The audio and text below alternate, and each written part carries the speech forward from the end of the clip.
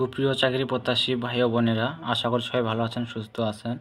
তো দেখতে পাচ্ছেন গণতন্ত্র বাংলাদেশ সরকার বাংলাদেশ পুলিশ কমান্ডেন্ট অতিরিক্ত ডিআইজি এর কার্যালয়ে নিয়োগ বিজ্ঞপ্তি প্রকাশ পেয়েছে।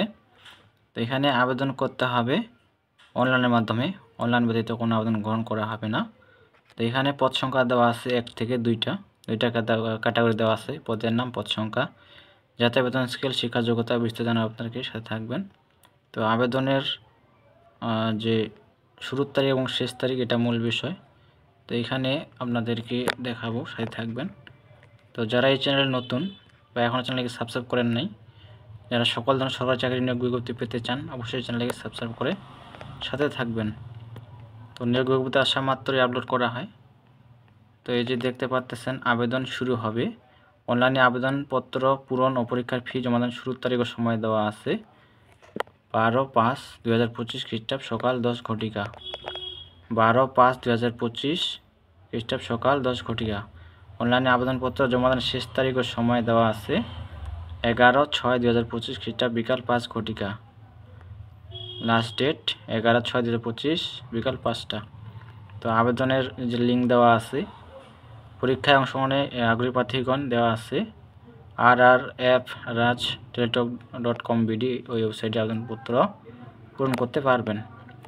তো এখানে জানাবো আপনাদেরকে কোন পদে কতজন লোক নেওয়া হবে এবং কি পদের নাম। এই যে দেখতে পাচ্ছেন 2 নং পদে ক্যাশিয়ার, এখানে একজন লোক নেওয়া হবে। শিক্ষা যোগ্যতার কি এবং 16 গ্রেডের বেতন দেওয়া হবে 9,300 থেকে 22,490। শিক্ষা যোগ্যতা থাকতে হবে এসএসসি বা সমান পরীক্ষা উত্তীর্ণ। সংশ্লিষ্ট ক্ষেত্রে অভিজ্ঞ প্রার্থীদের অগ্রাধিকার দেওয়া হবে। ওখানে ইন্টার পাস থাকলে পদে আবেদন করতে পারবেন।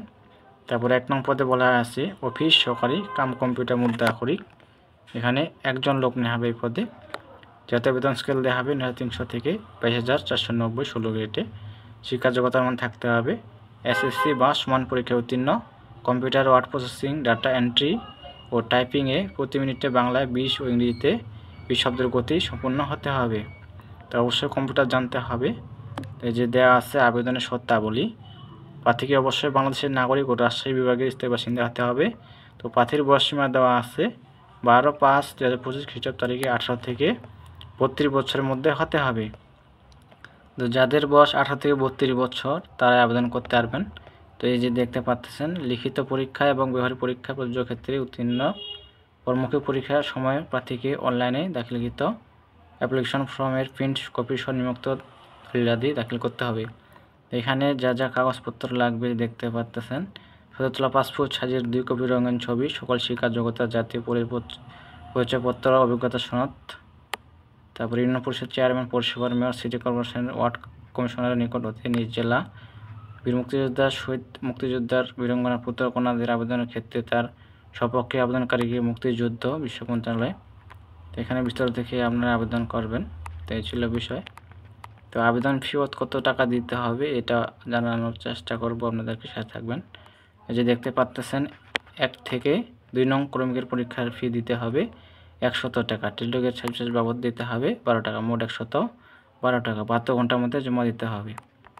তো এখানে প্রসেস দেওয়া আছে, এই যে টেলিটকের মাধ্যমে টাকাটা পেমেন্ট করতে হবে। SMS নিয়মাবলী দেওয়া আছে।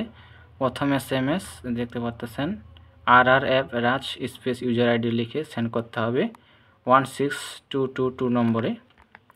এখানে বিস্তারিত দেখে আপনারা পেমেন্ট করবেন টেলিটকের মাধ্যমে। তো এই ছিল বিষয়। তো কারো কিছু জানার থাকলে অবশ্যই কমেন্টে জানাবেন। আর কোন কোন জেলা থেকে দেখতেছেন আমার ভিডিও অবশ্যই কমেন্টে জানাবেন। তো সব ভালো থাকবেন, সুস্থ থাকবেন। দেখা হবে পরবর্তীতে নতুন কোনো সার্কুলার নিয়ে। ধন্যবাদ সকলকে।